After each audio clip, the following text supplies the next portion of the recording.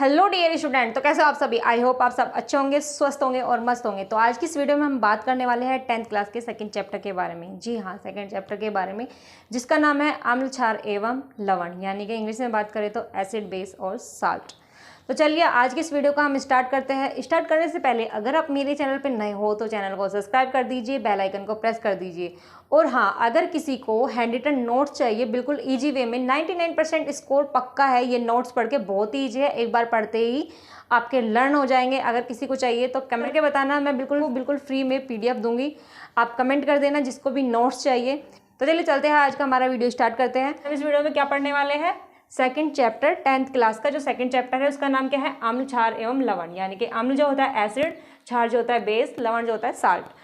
तो चलिए देख लेते हैं सबसे पहले महत्वपूर्ण बिंदु, यानी कि इंपॉर्टेंट टॉपिक। जो 10th क्लास का ये सेकंड चैप्टर है अम्ल, क्षार एवं लवण का, तो इसके कौन से वो महत्वपूर्ण बिंदु है, यानी कि वो इंपॉर्टेंट टॉपिक है जो हमें बोर्ड एग्जाम के लिए तैयार कर लेने चाहिए। क्योंकि पूरी किताब तो तैयार करने होने से रही, कुछ महत्वपूर्ण बिंदु होते हैं जिन्हें हम बिल्कुल 100% पक्का वाला लर्न कर लेते हैं। वो कौन से महत्वपूर्ण बिंदु है, तो चलिए देखते हैं, जो हमें याद करना बहुत ज़रूरी है, जिसमें से बोर्ड एग्जाम में ज़रूर कुछ ना कुछ मिलता है। तो सबसे पहला महत्वपूर्ण बिंदु जो है वो क्या है, चलो देख लेते हैं। अम्ल तथा क्षार के भौतिक गुणधर्म एवं स्रोत। नेक्स्ट है सूचक एवं इसके प्रकार। ये जो मैं आपको महत्वपूर्ण बिंदु बता रही हूँ ना, मैं इनको आपको डिटेल में भी पढ़ाने वाली हूँ, समझाने वाली हूँ, या तो नेक्स्ट वीडियो में या फिर इसी वीडियो में। आप वीडियो को ध्यान से देखना और लास्ट तक देखना। और तो चलिए चलते हैं। ये बता दें मैंने, अम्ल तथा क्षार के भौतिक गुणधर्म, यानी कि जो अम्ल क्षार होते हैं उनके भौतिक गुणधर्म क्या होते हैं, उनके स्रोत क्या होते हैं, इनको हमें ध्यान से पढ़ना है। किस लिए, क्योंकि बोर्ड एग्जाम के लिए हमें अच्छे नंबर लाने हैं, इसलिए हमें इनको पढ़ना है। नेक्स्ट, सूचक एवं इसके प्रकार।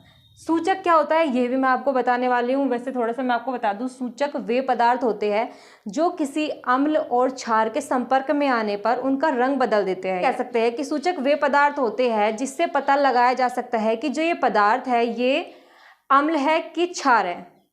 और हम डिटेल से आगे पढ़ेंगे सूचक क्या होता है, पूरा फुल डिटेल में पढ़ेंगे। अब बात करते हैं थर्ड महत्वपूर्ण बिंदु कौन सा है, अम्ल तथा क्षार के रासायनिक गुणधर्म। जो अम्ल तथा क्षार है, यानी कि एसिड जो बेस है, उनके रासायनिक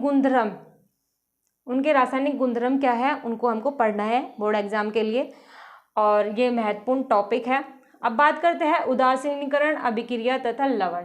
जो फोर्थ है वो क्या है, उदासीनीकरण क्या होता है, अभिक्रिया क्या होती है तथा लवण क्या होता है, यानी कि साल्ट क्या होता है, ये भी हमको पढ़ना है, ये भी इंपॉर्टेंट है। अब बात करते हैं फिफ्थ की, पांचवा पॉइंट कौन सा है, पीएच स्केल। यानी कि ये तो इतना इंपॉर्टेंट है, यानी कि ये जो पीएच स्केल है ना, इतना मोस्ट इंपॉर्टेंट है, इसको बहुत ध्यान से पढ़ना है। 101% आपको आपके एग्जाम में मिलेगा पीएच स्केल। तो अगर आप कभी BSc करोगे या कुछ भी करोगे, उसमें भी आपके काम आने वाला है। यानी कि इतना मोस्ट इंपॉर्टेंट टॉपिक है, इसको तो बिल्कुल भी मत भूल जाना, बहुत अच्छे से पढ़ना है। पीएच स्केल क्या होता है, दैनिक जीवन में पीएच का महत्व, जो दैनिक जीवन है उसमें पीएच का क्या महत्व है, ये भी आपको ध्यान से पढ़ना है। मैं आपको बताने वाली हूँ बिल्कुल ईजी वे में, ठीक है। अब बात करते हैं सिक्स्थ, कुछ महत्वपूर्ण लवण तथा उनके उपयोग। जो साल्ट है, कुछ इंपॉर्टेंट साल्ट है, उनके उपयोग, यानी कि वे किस काम में आते हैं। जैसे साधारण नमक हो गया, ये कैसे बनता है और इसका किस तरह यूज किया जाता है, किस उपयोग में लाया जाता है। सोडियम हाइड्रोक्साइड NaOH, यानी कि इसको बनाने की विधि, मैं इनको आपको एक एक करके बहुत अच्छे से पढ़ाने वाली हूँ। वीडियो को लास्ट तक देखना, अगर इस वीडियो में नहीं पढ़ा पाऊँ तो नेक्स्ट वीडियो को देखना, ठीक है। अब बात आती है विरंजन चूर्ण।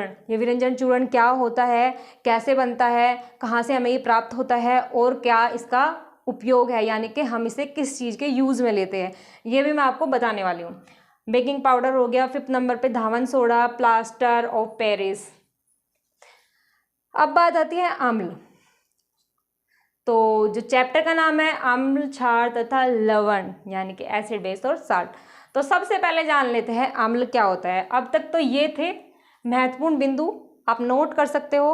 अगर आप नोट नहीं करना चाहते, यहाँ से PDF में सब सेम मिलेगा बिल्कुल इजी वे में। PDF डाउनलोड कर लेना, कमेंट कर देना, मैं आपको बता दूंगी PDF डाउनलोड कहाँ से करनी है, ठीक है।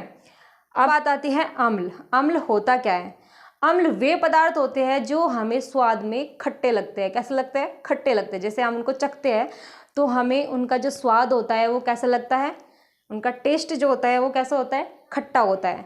और ये क्या करते हैं, जो नीला लिटमस पत्र होता है उसको रेड में कन्वर्ट करते हैं, यानी कि लाल रंग में बदल देते हैं। यानी कि आप ये भी कह सकते हैं अम्ल वे पदार्थ होते हैं जो हमें स्वाद में खट्टे लगते हैं और जो नीले लिटमस पत्र के संपर्क में आने पर उसको लाल कर देते हैं, उसको क्या कहते हैं? अम्ल कहते हैं, एसिड कहते हैं।